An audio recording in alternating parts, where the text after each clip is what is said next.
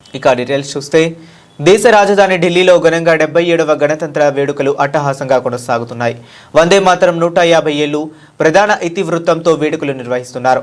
ఉదయం 10:30 కర్తవ్య పథలో వేడుకలు ప్రారంభం కాగా రాష్ట్రపతి ద్రౌపది ముర్ము జాతీయ పతాకాన్ని ఆవిష్కరించారు.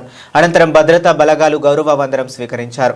జెండా ఆవిష్కరణ అనంతరం పరేడ్ ప్రారంభమైంది. 6050 మంది సైనికులతో ఈ పరేడ్ నిర్వహించారు. ఇందులో 17 రాష్ట్రాలు 13 కేంద్ర ప్రభుత్వ శకటాలను ప్రదర్శించారు. ఈ సందర్భంగా భారతీయ వ్యోమగామి శుభాంశు శుక్లాకు రాష్ట్రపతి ద్రౌపది ముర్ము అశోక చక్రం ప్రదానం చేశారు. గణతంత్ర వేడుకలకు ఐరోపా మండలి అధ్యక్షుడు ఆంటోనియో కిస్టో, ఐరోపా కమిషన్ అధ్యక్షురాలు ఉర్సులా వాన్ డెర్ లేయెన్ ముఖ్య అతిథిగా హాజరయ్యారు. రిపబ్లిక్ డే వేడుకలకు ప్రధాని మోదీ, ఉపరాష్ట్రపతి రాధాకృష్ణన్, కేంద్ర మంత్రులు పాల్గొన్నారు. గణతంత్ర దినోత్సవం సందర్భంగా ఢిల్లీ పరిసర ప్రాంతాల్లో 5 అంచెల భద్రతను ఏర్పాటు చేశారు. 30,000 మంది పోలీసులు, కేంద్ర బలగాలతో భద్రత కల్పించారు. కర్తవ్య పథ్ సమీపంలో 6 కంట్రోల్ రూమ్ను ఏర్పాటు చేశారు.